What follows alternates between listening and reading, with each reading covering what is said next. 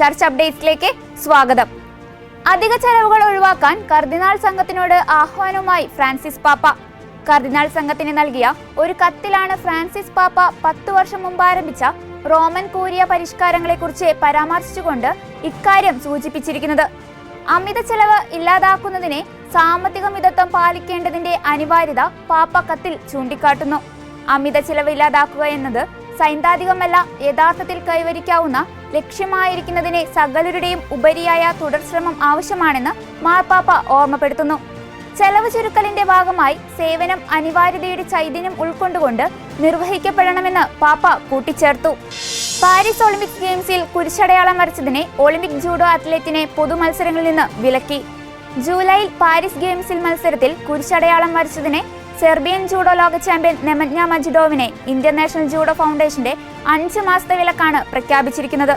കളിക്കളത്തിൽ മതപരമായ അടയാളം നൽകിയത് ലീഗിന്റെ നിയമങ്ങൾക്ക് വിരുദ്ധമാണെന്നും നിരവധി ലീഗ് നിർദ്ദേശങ്ങൾ ലംഘിച്ചതിനാലുമാണ് മജിഡോവിനെ ഭാഗികമായി വിലക്കിയതെന്ന് ഇന്റർനാഷണൽ ജൂഡോ ഫൗണ്ടേഷൻ പ്രസ്താവിച്ചു.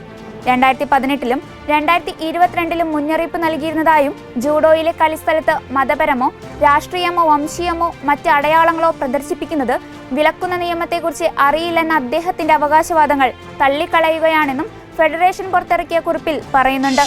സീറോ മലബാർ സഭ ഗ്രേറ്റ് ബ്രിട്ടൻ രൂപതയുടെ കീഴിൽ വെർത്തിങ്ങിൽ ദൂതിയ മിഷൻ സഭയുടെ തലവനും പിതാവുമായ മാർ റാഫേൽ തട്ടിൽ ഉദ്ഘാടനം ചെയ്തു.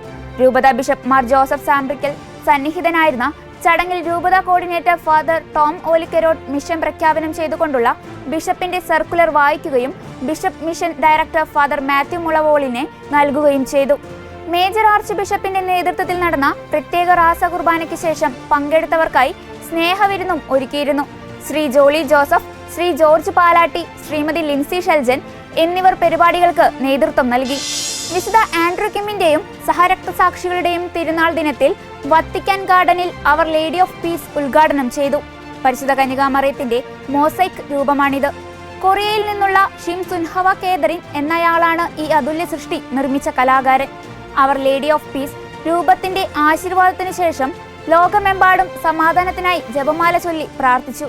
ഈ മോസൈക്ക് രൂപത്തിന് 1.5 മീറ്റർ നീളവും 1 മീറ്റർ വീതിയുമുണ്ട്.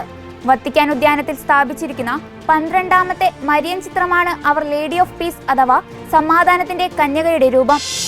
ഏറ്റവും ദുർബലരെ പരിപാലിക്കുന്നതിലാണ് യഥാർത്ഥ ശക്തിയെന്ന് ഫ്രാൻസിസ് മാർപ്പാപ്പ. വത്തിക്കാനിലെ സെന്റ് പീറ്റേഴ്സ് സ്ക്വയറിൽ നടന്ന ആഞ്ചലൂസ് പ്രാർത്ഥനയ്ക്ക് മുമ്പായിട്ടാണ് വചനധ്യാനത്തിന്റെ ഭാഗമായി പാപ്പ ഇപ്രകാരം പറഞ്ഞത്. യുദ്ധം എന്നത് എപ്പോഴും ഒരു പരാജയമാണെന്ന് നമുക്ക് മറക്കാതിരിക്കാമെന്നും പാപ്പ പറഞ്ഞു.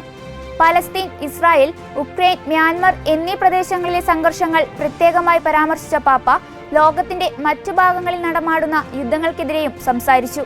സമാധാനം തേടുന്ന ഒരു ഹൃദയം ദൈവം ഏവർക്കും നൽകട്ടെ എന്ന് പാപ്പ ആശംസിച്ചു. ഇതോടുകൂടി ചർച്ച് അപ്ഡേറ്റ്സ് പൂർണ്ണമാകുന്നു. നന്ദി.